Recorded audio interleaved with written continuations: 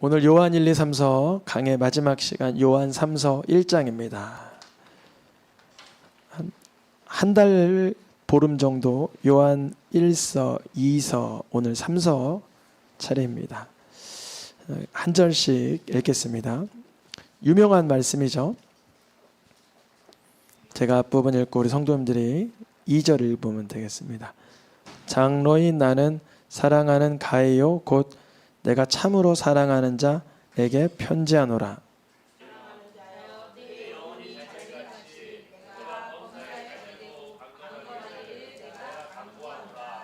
아멘. 세상 만사 우리의 일과 모든 사회생활이 형통하기를 우리가 바라며 살기는 하지만 오늘 밤이라도 내 영혼을 찾으시면 그대가 바라는 일상의 형통은 무엇을 위함이었는지 그때 이렇게 드러나게 됩니다. 내가 만사형통, 일이 잘 되고 사회생활이 형통하기를 원하는데 오늘 밤 내 영혼을 부르시면 하나님 아직 덜 누렸어요. 제가 누리질 못했잖아요. 이렇게 반응이 나오면 그건 아주 이제 사실은 이제 정욕과 탐욕과 탐심과 세속적인 마음이 고스란히 나타난 거니까 회개해야 되는 것이고, 주님이 우리 삶 가운데 형통하고 넉넉함을 주셨는데 오늘 밤 찾는다면 아유 주님 감사합니다. 나를 찾으시니 내가 준비한 건 다 주님의 것이니 이리저리 복된 곳에 쓰임받도록 역사하여 주옵소서. 이러면 어떻게 되는 거예요? 그것은 누구를 위하여 준비한 것이 됐냐라고 물으시는 주님의 질문에 하나님의 영광을 위해 준비된 것이기 때문에 그것이 바로 영혼의 잘됨입니다. 영혼의 잘됨. 우리의 영혼이 성령으로 충만하여지고 말씀으로 깨어있음이 가장 우선된 복입니다. 이게 정말 아주 지극히 중대한 복이에요. 그래서 여기서는 타협을 하면 안 돼요. 왜 그러냐면 예수님께서 그러셨잖아요. 목숨을 죽이는 자들을 두려워하지 말고, 목숨을 죽이는 것도 두려워하지 말라 그랬잖아요. 우리는 사실 좀 무섭긴 한데 칼만 이렇게 근처에 와도 엄청 무섭긴 한데, 그렇지만 명령에 따라 그것보다 더 두려워할 것은 내 영혼의 문제를 다루시는 하나님을 경외해라, 이 뜻이잖아요. 이게 이제 실제가 돼야 되죠. 실제가. 요한복음, 요한 1서, 요한 2서, 오늘 요한 3서, 요한계시록을 작성한 사람은 누구죠? 사도 요한이죠. 사도 요한. 사도 요한은 오늘 편지를 보낼 때 한 사람을 지칭하는데 3번에 걸쳐서 사랑한다는 표현을 씁니다. 사랑하는 가이요, 참으로 사랑하는 자. 사랑하는 자요, 여러 번에 걸쳐서 상대를 사랑한다는 극진한 진심 어린 표현으로 시작을 하는데요. 이 사도 요한은 왜 이런 사랑에 관한 꾸미는 말을 잘 사용할 수 있게 되었냐면요, 그 자신이 먼저 예수님께로부터 온갖 사랑을 다 받았어요. 사도 요한 자신이요. 어떤 사랑 받았죠? 예수님이 사도 요한한테 얼마큼 물려줬어요? 아니면 명예를 줬어요? 뭐 줬어요? 예수님이 사도 요한한테 명예 줬어요? 권력을 줬어요? 아니면 물질을 줬어요? 뭐 줬어요? 아무것도 안 줬죠. 학위를 준 것도 없고, 명예를 오히려 반모섬에 갇히게 돼버렸고, 아주 세속적으로 준 게 없는데 사도 요한은 주님이 나를 사랑한다라는 걸 완벽하게 받아버렸어요. 그 선물을 받은 거예요. 한 사람이 자기 전인격을 다하여 사랑한다는 것, 물론 부부지간에 그런 일이 일어나야죠. 그 신적인 사랑이 사도 요한에게 마음에 들어간 거죠. 사도 요한은 그 요한복음을 쓸 때 자기 자신을 표현할 때 늘 같은 표현을 씁니다. 읽어볼까요? 그가 사랑하시는 자. 그가 누구죠? 예수님이 사랑하는 자가 예수님의 품에 의지하여 누워 있었다. 이게 앉아 있는 모습이에요. 우리나라는 이렇게 의자를 사용하는데 바닥에 앉다 보니까 이렇게 기댈 데가 없으니까 예수님을 이렇게 의자 삼아 누웠던 거예요. 사도 요한이요. 그러니까 자기 자신을 예수님이 사랑하는 자라고 담대하게 아주 그런 어떤 그런 자존감이 충만하여 표현을 하죠. 예수님이 십자가에서 돌아가시는 그 사건 앞에서도 자기 자신을 뭐라고 얘기해요? 사랑하는 신은 제자가 곁에 서 있는 걸 보시고, 예수님께서 자기 어머니 누구죠? 마리아와 자기가 사랑하는 제자 사도 요한. 그러니까 사도 요한이 사도의 그 요한복음을 적을 때 사도 요한이 아니면 뭐 야고보 동생 요한이 뭐 이렇게 쓰지 않았어요. 사랑하는 제자. 이제 베드로와 견주어 이렇게 얘기하는 이제 20장과 21장이 있잖아요. 그 예수님이시다 말하니까 베드로와 그 옆에 있던 사람 누구? 예수께서 사랑하시던 그 다른 제자 누구죠? 요한을 말하는. 그러니까 요한은 자기 자신은 예수님께 충족스럽게 사랑받고 있다라고 계속 읊어대는 거예요. 우리 여러분, 여호와는 나의 목자시니 내게 부족한 게 있어요? 없는데 간혹 이 부족한 듯 할 때 예수님의 사랑으로 충족되시기를 축복합니다. 21장에 가서도 자기 자신을 빗대어 뭐라 그래요? 예수의 사랑하는 그 제자가 요한이 이러는 거. 야, 주님이야. 저기 건너편에 계신 그분은, 서 계신 분은, 우리를 부르신 분이 우리의 주 대신 예수님이야. 그러니까 베드로가 돌이켜 바라보니 예수님이네. 그러는 거죠. 21장 20절에도 베드로의 이제 다른 사람이 너를 띠를 띠고 너가 알지 못하는 곳으로 돌아다닐 거야 하는 거고, 베드로가 돌이켜 저 예수님이 사랑하시는 저 제자는 어떻게 될까요? 이렇게 물어봐요. 그 사람이 또 누구냐면 사도 요한이에요. 한 5번 정도에 걸쳐서 21장의 복음서에 사도 요한은 자기 자신을 예수님께 사랑받는 자로 그렇게 삶을 누리고 있습니다. 그게 바로 자존감이에요. 자존감. 조건적이거나 환경적이지 않는. 환경은 좀 표현이 그렇죠. 궁색스러울 수도 있고, 상황은 구차스러울 수도 있고, 형편은 참 비천할 수 있어요. 사도 바울이 뭐래? 내가 비천에도 처할 줄 알고 궁핍에도 처할 줄 알고 부한데도 처할 줄 안다 그랬잖아요. 그 이유는 자존감이 예수님의 사랑으로 인해 딱 생성되어서 그래요. 환경이 물론 때론 우리를 슬프게 해요. 씁쓸하게도 해요. 왜 이런 형편이 내게 왔을까? 뭐 사업 간의 어려움, 건강의 위축됨, 다양한 이유로 우리는 곤란하지만 어느 순간에도 예수님의 사랑이 내 마음속에 명확하면 그 위기를 넘어설 수 있는 능력이 차차 부어집니다.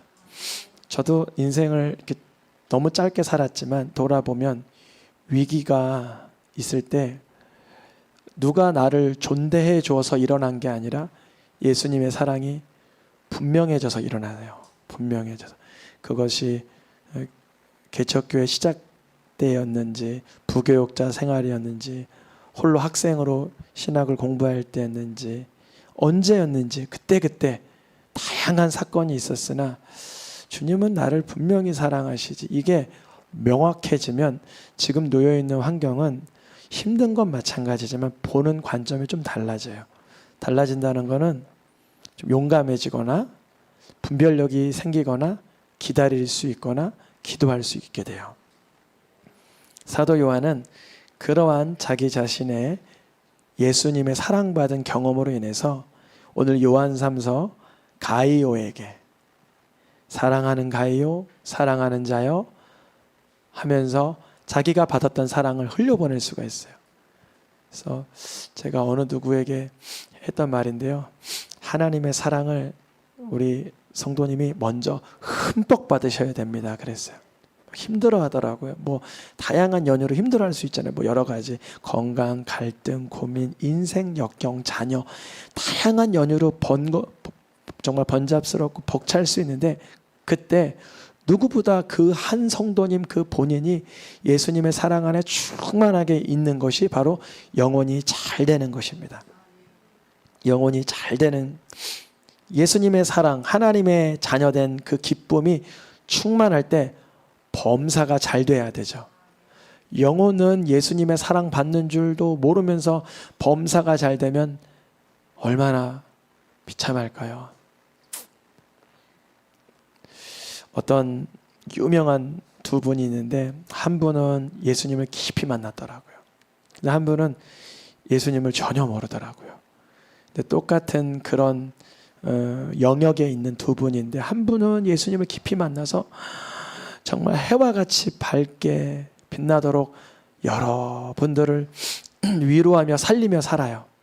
근데 또 한 분은 같은 업종, 같은 업계에 있으면서 예수님을 전혀 모르고 하나님을 경외하지 않으니 점점 비참해지는 거예요. 물질은 수천억 있고 명예도 있고 인기도 있고 사람들이 이름만 대면 다 알지만 범사가 잘 되는 게 오히려 그 사람에게 저주가 되는 거죠. 우리 새생명 모든 성도님들의 가정 가운데 예수님의 사랑이 분명해지고 누려지고 간직되기를 축복합니다. 그래서 범사에도 잘 돼도 영광. 제가 오늘도 어떤 사건이 있어서 이렇게 연락이 와가지고 이걸 도울까 말까 도와달라 그러더라고요. 누가. 그래서 말씀 준비하고 돕기 싫은데 그랬어요. 제 마음에. 왜냐면 도와도 때로는 다른 말이 나오고 그러니까. 근데 제가 가서 도왔어요. 근데 안 되는 게 된 거예요. 안 되는 게 됐어요. 돼가지고 그러시는 거예요. 눈이 밝으시네요. 그러는 거예요. 그래서 제가 뭐 눈이 밝아요. 요새 안경 안 끼면 안 보이는데 뭐라고 선포했냐면 하나님이 하셨습니다. 그래서 제가 하나님이 하신 겁니다. 그랬어요. 그러니까 그분이 깜짝 놀라더라고요. 그래서 하나님이 제가 내려가면서 도우러 가면서 무슨 생각을 하냐면 하나님 도와주세요. 가서 내가 돕는다고 하고 안 도와주면 또 그것도 곤란하니까 도와주세요. 몇 가지 이렇게 도구를 가지고 갔는데 도구도 필요 없었어요. 탁 하니까 탁 됐어요. 하나님이 하셨습니다.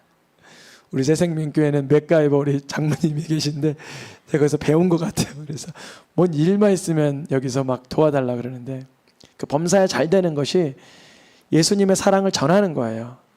우리가 성령 충만하면 되지 왜 잘 돼야 돼요? 우리 사업이 왜 잘 돼야 돼요?